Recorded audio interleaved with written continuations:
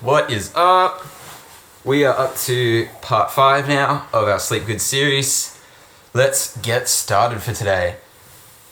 What we're going to talk about is some more negative effects. So we talked about it last week, but it's such an extensive topic that I think it just needs more videos and more content, just because I don't think I could do it all in one go, which kind of makes sense. And I guess you could think of these also kind of as benefits, but like the opposite if you're getting good sleep. So like if you're getting good sleep, you're already getting all the like positive benefits, like your ability to retain information, being able to dream and have creative kind of novel associations due to REM sleep, and kind of all the other things we talked about in the previous videos. But you're also avoiding all these negative effects as well, which I think is an added bonus, and it's more of a reason, or it's an additional reason as to why you should be kind of sleeping. So, or well, at least getting good sleep, a good quantity and quality of sleep. But let's move on to what the topic of today is. This one is kind of about two major ones, which is to do with kind of the cleansing of the brain that happens during sleep, and also the inability for you to remember information what you've tried to cram. And well, maybe that's the best part, to study with or start with, which is like if you've ever had the experience, especially during your university years, that you've tried to cram in like all the study notes just before an exam and stuff like that. Let's say a day or two before, you're trying to cram all the information in so that you're well studied.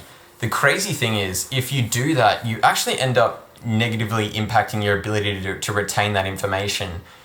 Because what is described in the book is, he says that it's kind of an all or nothing thing. It's either you get the good sleep and you retain the information, or you don't. And even if you have good sleep, at a later date, it's still actually, there's information loss. it's still not enough. It's one of these either or things. Either you get the good amount of sleep or you don't. So if you're trying to do, cramming for studies and or maybe just cramming for whatever, or even just in general staying up really late and trying to absorb all this information throughout your day, maybe it's to do with your work or something along those lines, what's going to happen is, if you stay up all night, what that happens is you get that first negative effect of really poor sleep deprivation. But even on the subsequent nights after that, if you do get a full rested 8 hours, there will still be some information loss that will kind of happen, and it will be even obviously anything you learn, you're always going to forget some of it, but it's even worse if you don't get good sleep the night after, or on the night of the learning. And I think we've already talked about that previously, but like I said, if you think you can just catch up on sleep later and not feel any effects or have any negative consequences, that's just apparently, according to the science, not a thing that's possible. It's just, that's kind of how it is. It's either you get the good sleep or you don't. So definitely that's something to keep in mind. So if you're trying to, not even if you're trying to, because we're always in this, especially in this modern world with our jobs and, with our schedules and routines, just with life, we're constantly having to absorb, really complex amounts of information all the time. And being able to recall that or to retain as much as possible, obviously is going to benefit us, more, because in most situations, the more information you know about something, the more authority and the better you can operate, because you just have more resources available to, work with, in whatever situation you kind of find yourself. So yeah, that kind of covers that. Now moving on to the next one, which is to do with, it's going to kind of cross into something to do with Alzheimer's. Now you might not have Alzheimer's, but it kind of facilitates the ability to explain the process of the kind of brain cleansing that kind of goes on through, the process of sleep. So people, there's this thing called amyloid. Oh God, how do you spell it? AMYLOID. Don't know how to say it, but that's what it is. And it's kind of like this, you can almost view it as like a borderline parasite on the brain, because people who have Alzheimer's tend to have a higher amount of this amyloid stuff in their brain. And what it kind of does is it reduces your ability to sleep and get quality sleep. But as a double kind of, whammy, it also makes you more forgetful as a kind of thing, because, you're not getting as much sleep. So in turn, you can't, you're not as well rested, meaning you can't recall information as much. And the build up as the Alzheimer's progresses, so, it coincides, pretty much completely with the build up of this amyloid stuff. So the more that you have, the more severe the symptoms of the Alzheimer's become, until eventually it gets to a point where, you're starting to forget people, people that you've known for a whole lifetime. And, and you just you can't remember who these people are. What the brain does, and it's through this system called the glymphatic system, it releases this stuff called glia, or GLIA, which is kind of derived from the Greek word for glue. And what this stuff does, and it's released when you're in sleep, and you're kind of like in a sleep cycle, is you have to think of it almost like the support team of like a professional athlete.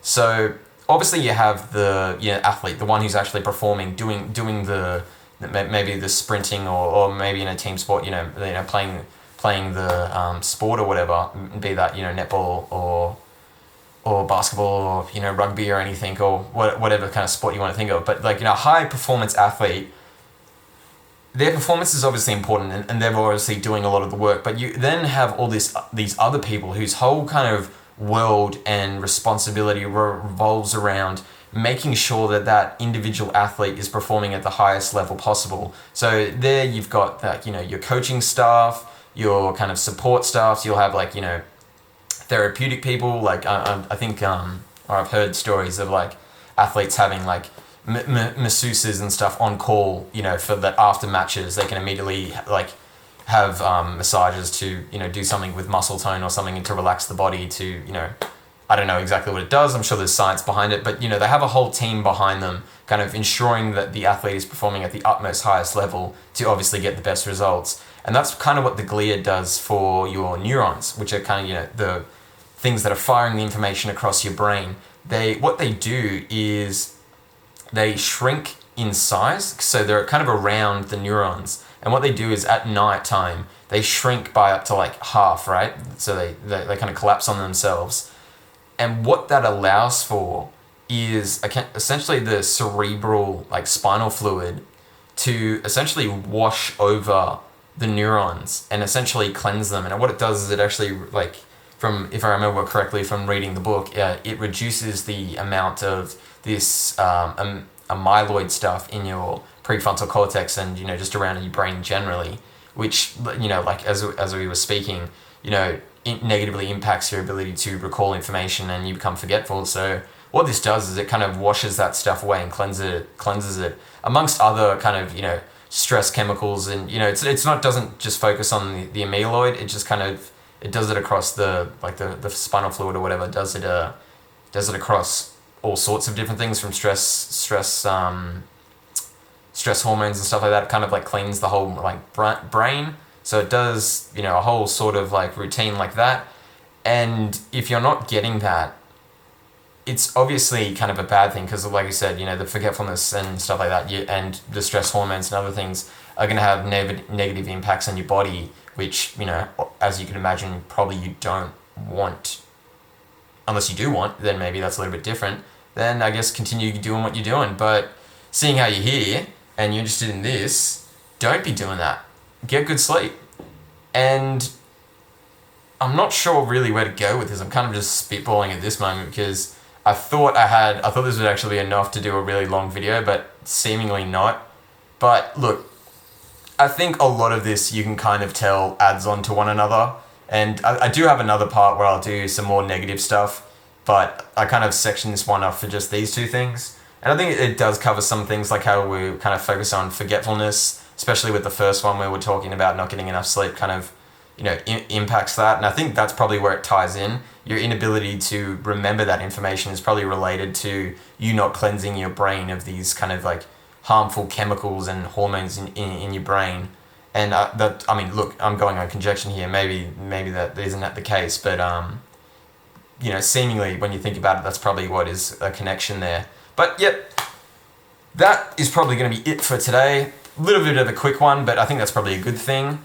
And yeah, stay tuned for more. We've still got a lot to cover, because I think the most exciting part that we will be kind of be going through is, what are the things that are going to be, what are the things in our lives that are, hampering or reducing our ability to get good sleep, and what are some of the things we can do about it to get that sleep. So we'll know about all the details about it, and we'll know the positives and negatives, but then we'll eventually get to the point where it's like, how do we actually get that good sleep, and how do we increase our likelihood of being in that well-rested state through getting the quality and quantity of sleep that our bodies need.